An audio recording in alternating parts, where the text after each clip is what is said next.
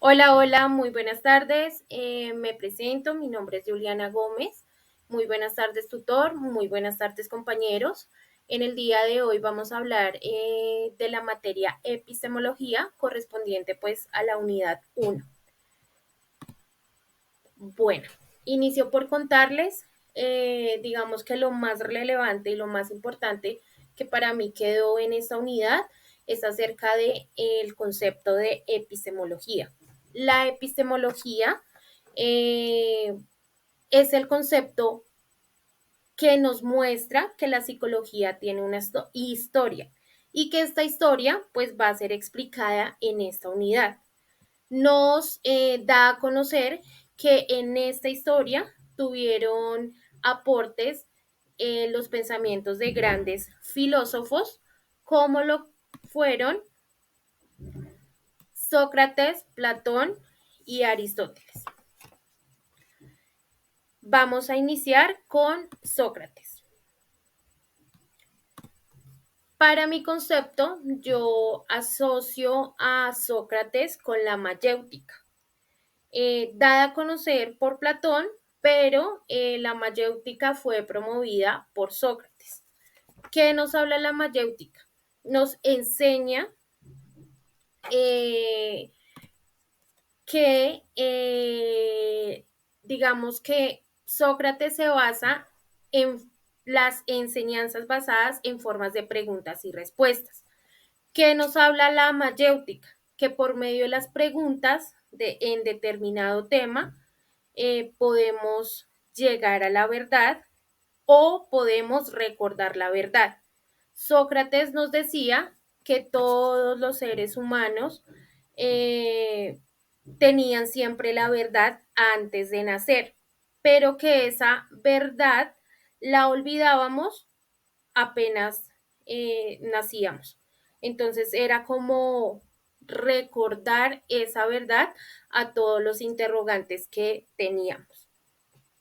También él nos hacía como énfasis que el conocimiento siempre eh, se daba por medio de preguntas inteligentes. Por eso, en su pensamiento y en sus prácticas, acostumbraba a enseñar a sus alumnos a interrogarse de una respuesta u otra. La mayéutica, según Sócrates, es el arte de dar luz a las ideas. En este caso, la luz es el conocimiento, ¿sí? Él nos decía la verdad, siempre búsquela en ustedes mismos. O sea, cada uno para Sócrates tenía su verdad. En varios videos vistos acerca de este filósofo, nos podíamos dar cuenta que anteriormente habían filósofos que querían como corchar a Sócrates. Entonces tuve la oportunidad, pude ver un video donde un filósofo le hacía unas preguntas a Sócrates y digamos que la forma de operar de Sócrates era la siguiente. Entonces, uno se hacía el que no sabía pues absolutamente nada del tema y le decía a la persona que le estaba preguntando como que, ven, explícame un poco más de ese tema, pues porque no estoy entendiendo. La persona le explicaba y cuando le explicaba, eh, digamos, decía una palabra, en el video decía la palabra belleza y Sócrates le respondía con otra pregunta. Entonces le decía, ah, bueno, tú que me hablas de belleza, para ti, ¿qué es belleza? La persona le respondía y le decía, no, pero es que no entiendo por qué dices eso. O sea, siempre a cada respuesta que le daba la persona, él le hacía preguntas, preguntas, preguntas y lo que nos decía ese video es que el diálogo nunca quedaba terminado, o sea, nunca se concluía porque la gente se molestaba de que él a cada respuesta tenía que darle una pregunta. Pero él lo hacía con qué fin? Con el fin de buscar siempre la verdad o hacer que pues, la persona recordara la verdad, la verdad. Un ejemplo para nosotros aplicarlo en nuestro día a día, bueno, en nuestras labores cotidianas, rutinarias, etcétera, es hacernos preguntas siempre que nos lleven al más allá.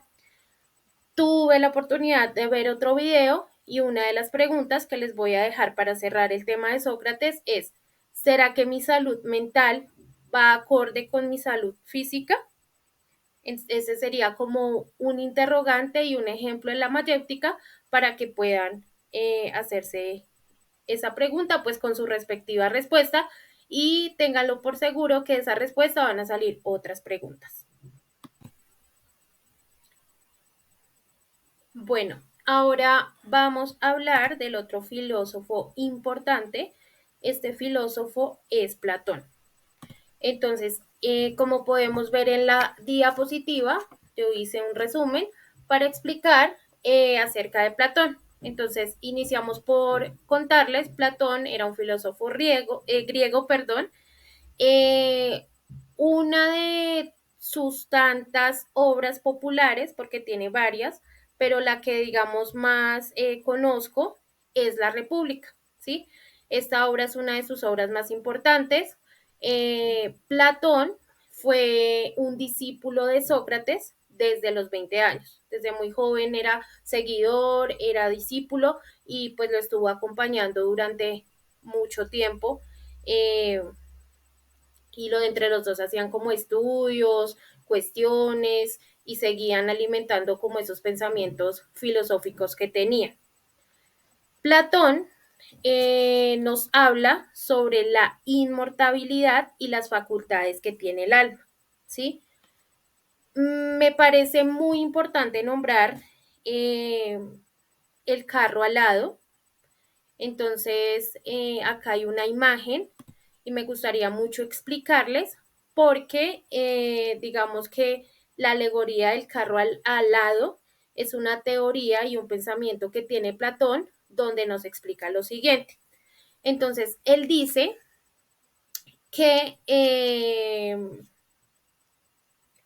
el caballo negro mostrado en la imagen son los vicios, como las malas energías, por decirlo así, que tiene una persona. El caballo blanco hace representación a todo lo que es el ser obediente, al ser bondadoso, al ser servicial, etcétera, etcétera, todo lo bueno, y que la persona que se encuentra acá, que era pues como en ese tiempo como un esclavo o una persona pues como un obrero, ¿sí? Era la cabeza. Entonces, esta cabeza representaba la parte racional del cerebro, ¿sí?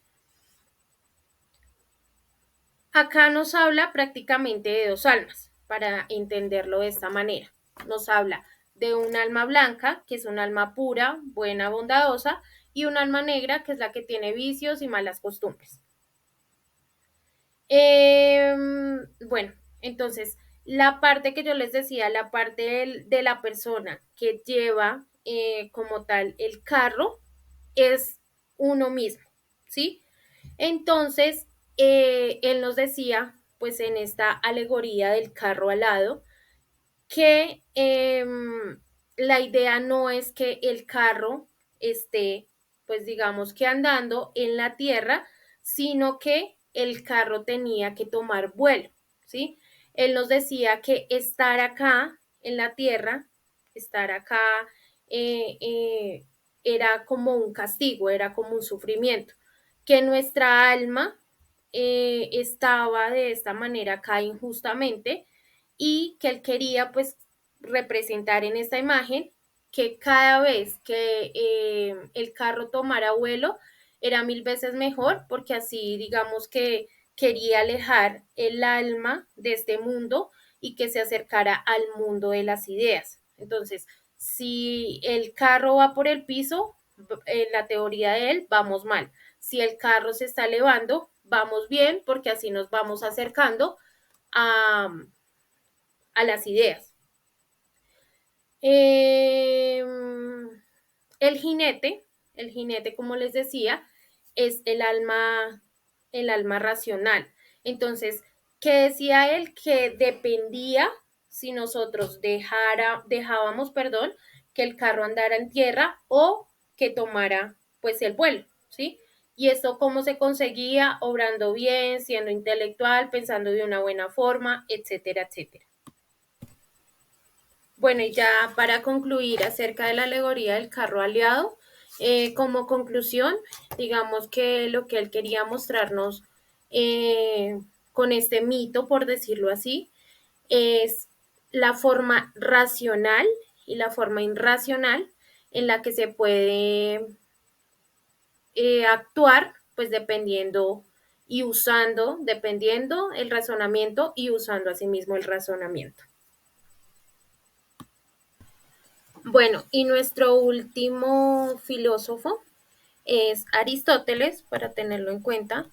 Aristóteles también fue un discípulo de Platón, pero él decide independizarse y formar su propia escuela, donde también formaba a otras personas, pues en los pensamientos filosóficos. Este filósofo me parece muy importante mencionarlo, ya que él nos habla sobre el alma y el cuerpo.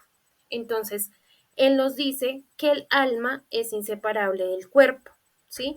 Él nos dice, sin alma no hay cuerpo, que es posible que exista un cuerpo sin alma, pero un alma no puede estar por ahí sin un cuerpo. Para este caso, él nos habla, Aristóteles nos habla, que todos los seres vivientes tienen alma, ¿sí? Todos. Entonces nos dice que tienen alma, pues las plantas, que tienen alma los animales y que tienen planta, pues, alma también las plantas, ¿sí? Nos dice también que hay tres tipos de alma, que es la nutritiva, la sensitiva y la racional. La nutritiva la podemos asociar con todos los seres vivientes, vuelvo y digo, plantas, animales, humanos. La sensitiva es la que ayuda a interactuar con el medio ambiente ante alguna situación, ya sea de peligro o de ataque. Entonces, esta alma sensitiva hace, ejemplo, que si un animal va a ser atacado por otro, reaccione y tenga pues la oportunidad de correr, de salir de ese peligro. Y el alma racional, que es únicamente la que tenemos los seres humanos. Esta alma racional es la que nos hace diferentes a las otras almas.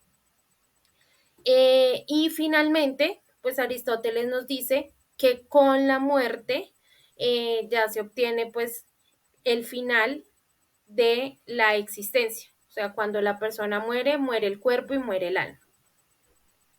Gracias.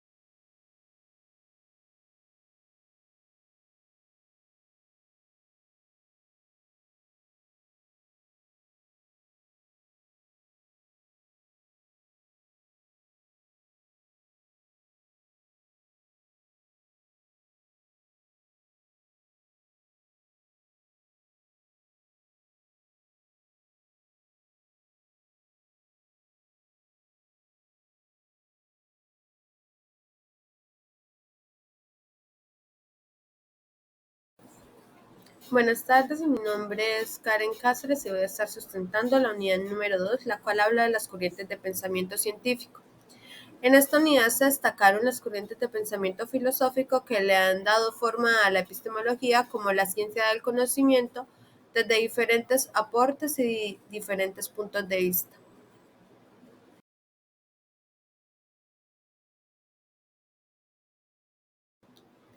Entre las corrientes subjetivas encontramos la fenomenología.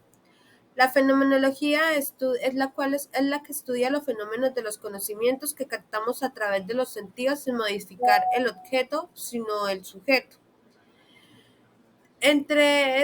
La fenomenología nos dejó las herramientas cualitativas como la entrevista, la historia clínica, la observación directa y la encuesta.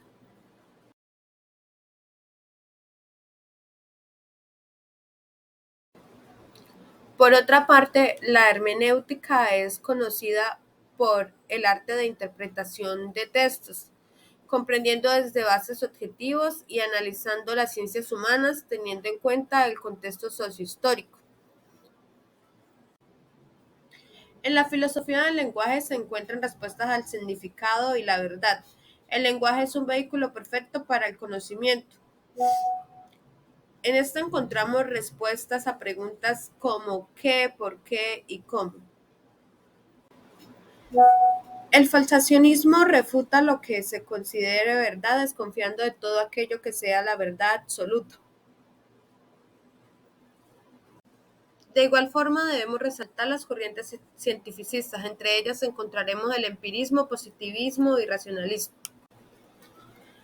En el racionalismo tenemos como el principal autor a Descartes, quien dice que todo conocimiento proviene de la razón. Esa es una de sus características.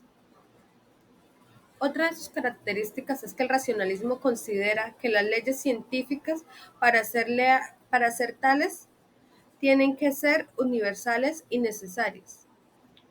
Como metodología tienen la deducción. También una de sus características es que utilizan la geometría y la matemática.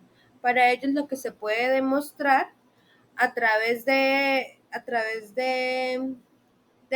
método se puede dar como una verdad universal. Por otra parte, el empirismo se conoce como la contraparte del racionalismo, ya que el empirismo manifiesta que la experiencia se convierte en el criterio de la verdad. Una de sus características es que, a partir de los datos que llegan de los sentidos, se forman las ideas. De las ideas vamos tomando experiencia. Así que el empirismo afirma que si no hay experiencia, no hay una verdad. Su metodología es la inducción, la cual va de lo particular a lo general. El positivismo rechazó el conocimiento metafísico. Para el positivismo no hay nada más allá de los hechos. Comte quiso explicar la sociedad a través del método científico y crear así unas leyes universales de comportamiento social.